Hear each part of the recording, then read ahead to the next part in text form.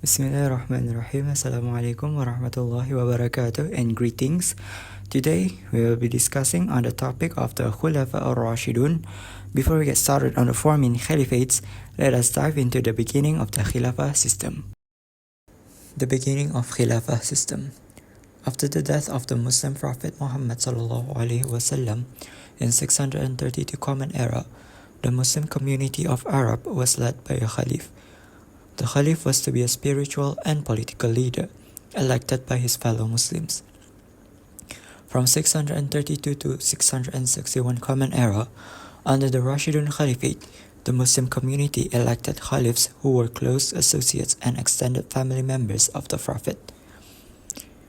Linguistically, the word Caliphate is derived from Khalafahu, that is, to succeed someone, يعني يخلفه, that is, he makes him successor, or the Khalif.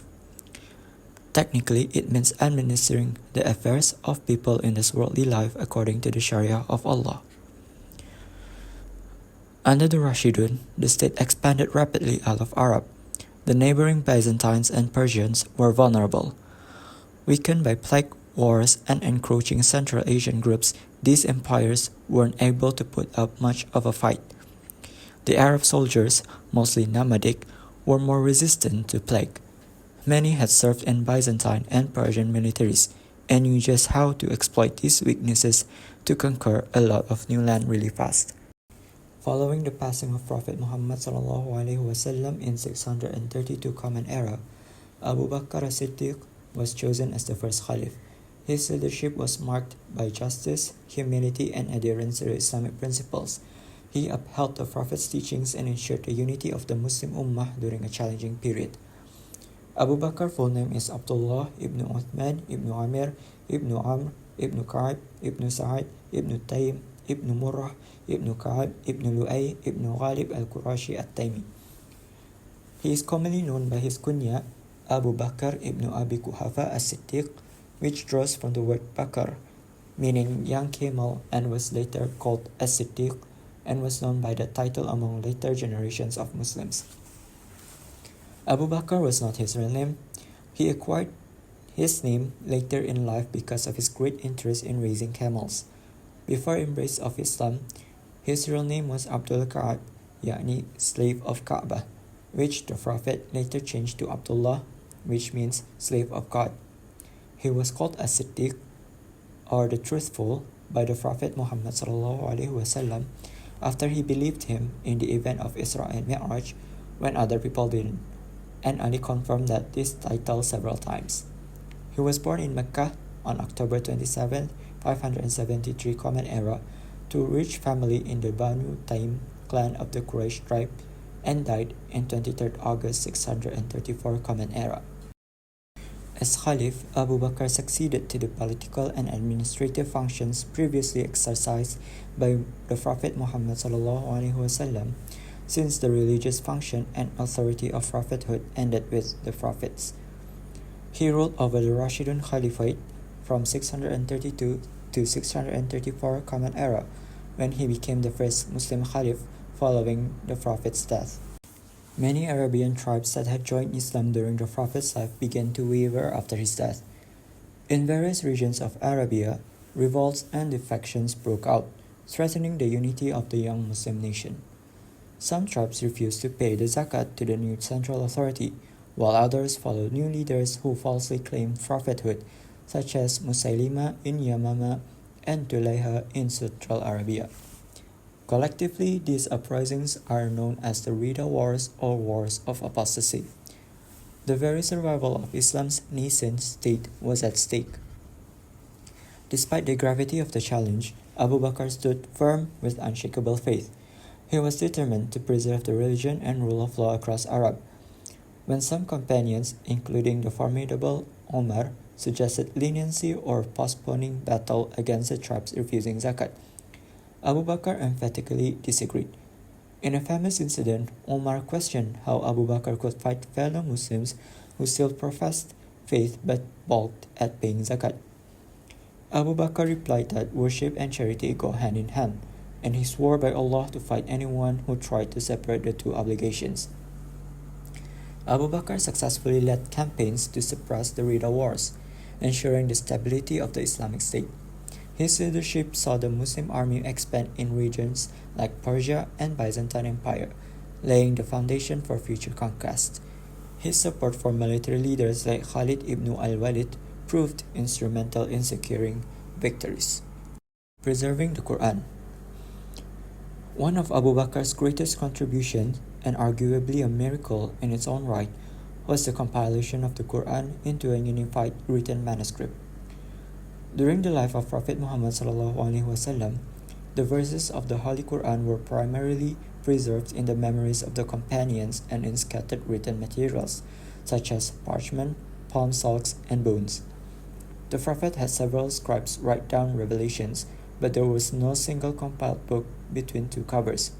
In 633 Common Era, the issue became pressed after the Battle of Yamama fought during the Rida Wars. This battle was won at great cost. Among the Muslim martyrs were dozens of Hafiz, possibly hundreds of Quran reciters who were killed. Umar ibn al-Khattab, seeing the heavy loss of these knowledgeable companions, feared that parts of the Quran could be lost if more memorizers perished. Umar urged Abu Bakr to authorize a project to collect all verses of the Quran into an official copy. At first, Abu Bakr hesitated, but Umar persisted, convincing Abu Bakr that it was a necessary good for preserving Allah's book.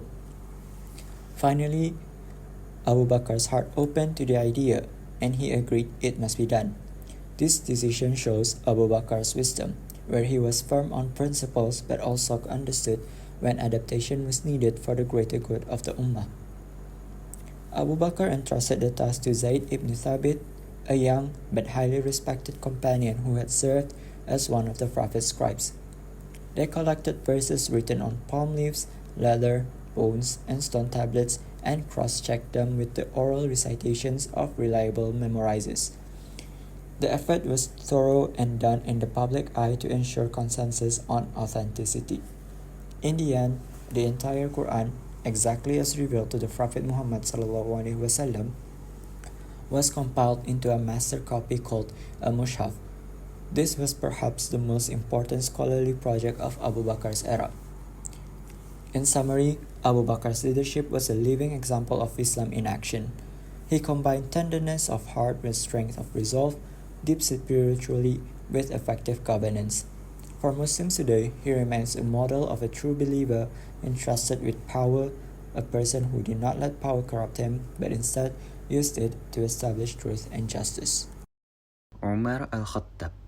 In Jami' al-Tirmidhi, it was narrated by Uqbah bin Ameer. The Prophet ﷺ said, "If there was to have a prophet after me, it would have been Umar bin al-Khattab." Who is Umar al-Khattab?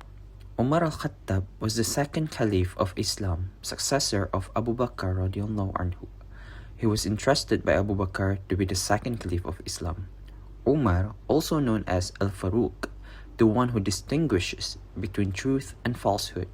It is due to his firmness in upholding justice. He was born in Mecca 586 and died on 3rd November 644 in Medina. His contribution during his reign as a Caliph. Umar al-Khattab was appointed to be the next Caliph by Abu Bakr as-Siddiq as he lay dying. He then began his reign after the Council of Companions confirmed his appointment.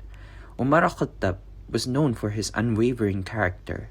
Thus, he contributed in the expansion of the Islamic world, the spread of Islam. Not only that, he was also known for his firmness in upholding justice and peace. He adjusted or strengthened the administrative system, judicial system, and took care of the welfare of his people. First, the expansion of Islamic world. Umar al-Khattab successfully solidified Muslim presence in Syria and Iraq. He defeated the Sassanids and the Byzantines. He even conquered Egypt and Persia. With that accomplishment, he managed to unify the Muslim community. To add more, he even managed to preserve Islam and the Arabic language for more than 1,400 years in the Middle East, with no sign of weakening or instability.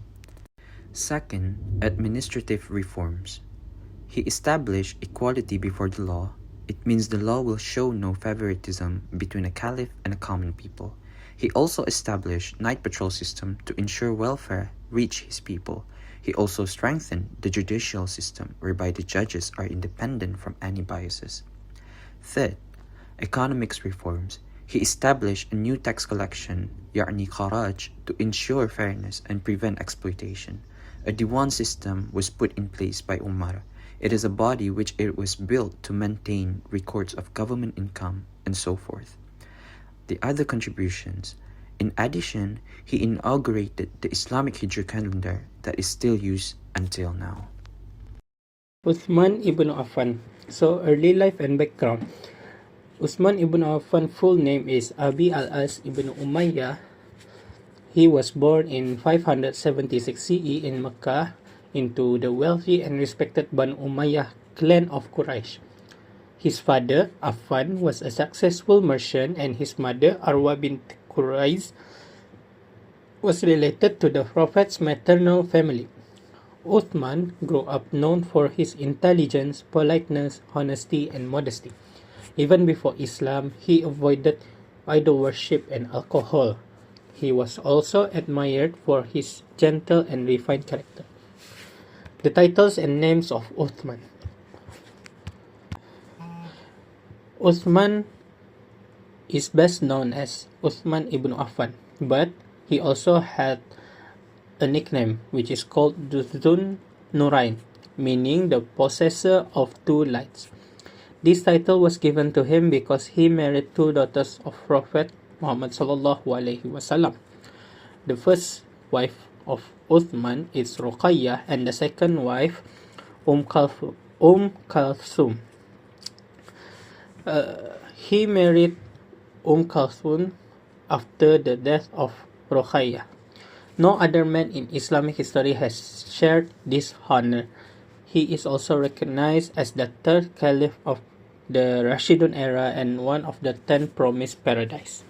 Uthman ibn Affan, Caliphate and administrative role. Uthman became caliph at the age of 65, succeeding Umar ibn al-Khattab. His reign lasted 12 years, marked by continued expansion of the empire and consolidation of administrative structures. He reorganized the Jans, which is the military provinces, revitalized provincial governance, and improved communication and infrastructure.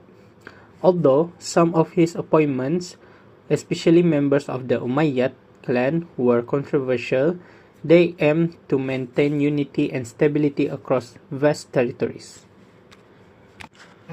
Despite his achievement, Uthman's later years were marked by growing internal dissatisfaction due to the rapid expansion of the empire, economic inequalities, and political manipulation by rebellious groups. This tension eventually led to the siege of his home. Uthman was assassinated in 35 Hijrah, which is the 656 CE, while reading the Quran, becoming a martyr. His death triggered the first fitna, which is the Islamic Civil War, marking a major turning point in Muslim political history. Uthman ibn Affan's contribution to the Quran and economic. So there are two contributions that Uthman made during his life, which is the Quran and the Islamic economy. Firstly, to the Quran, Uthman's greatest legacy is the standardization of the Quran. As Islam spread, differences in recitation appeared in various regions. To protect the authenticity of the Quran, Uthman ordered the production of a single official version based on the compilation made during Abu Bakr's time. Copies of the standardized Mus'haf were sent to the major Islamic province, and other versions were removed to prevent confusion. This effort ensures the preservation and uniformity of the Quranic text, and the Uthmanic Mus'haf remains the basis of all Qurans today. Secondly, contribution to the Islamic economy. Uthman introduced new Islamic coinage, including Sasanian-style coins inscribed with Arabic phrases such as Bismillah. This was an important step in building a unified Islamic economic identity. His personal financial contributions continued throughout his caliphate, supporting armies, infrastructure, and public welfare. Who is Sayyidina Ali radiallahu anhu? His full name is Ali ibn Abi Talib ibn Abdul Muttalib ibn Hashim. He was born in the holy city of Makkah in the year 602 Common Era. His father was Abu Talib, the beloved uncle and protector of the Prophet Muhammad, peace be upon him.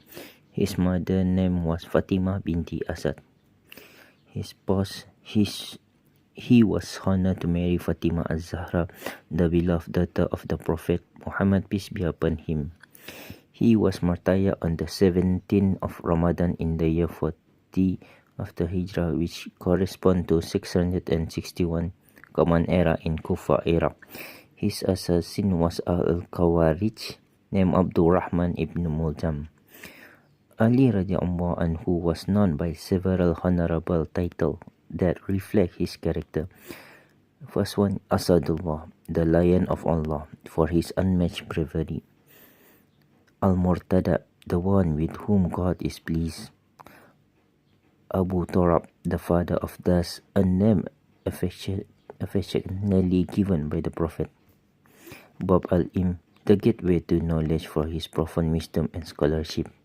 His caliphate, which lasted from 35 to 40 after Hijrah, was one of the most challenging periods in early Islamic history. His rule began amidst immediate opposition and turmoil. The most significant challenge came from Muawiyah, the governor of Syria.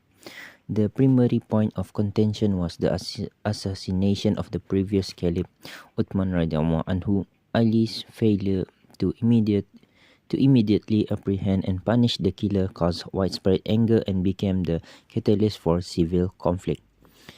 Because of this, his caliphate was tragically marked by internal wars such as the Battle of the Camel and the Battle of Siffin against Muawiyah.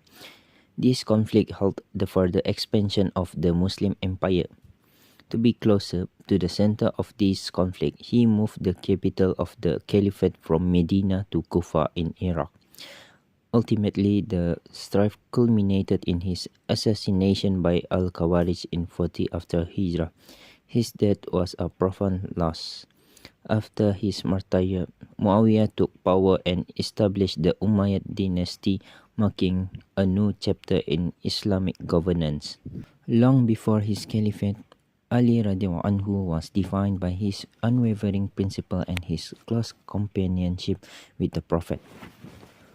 Throughout his life, he championed social justice and equality. He believed firmly in the fair distribution of wealth. He redistributed resources equally among all Muslims, removing the special privilege the elite had acquired.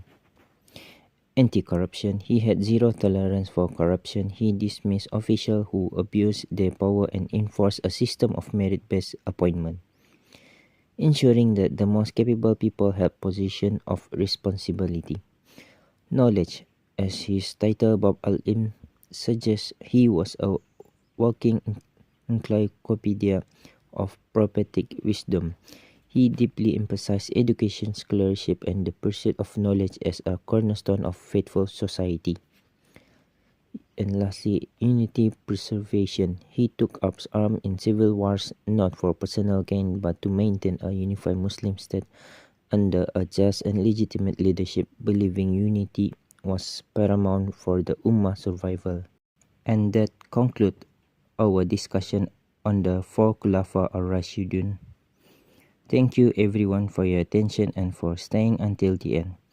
Assalamualaikum warahmatullahi wabarakatuh.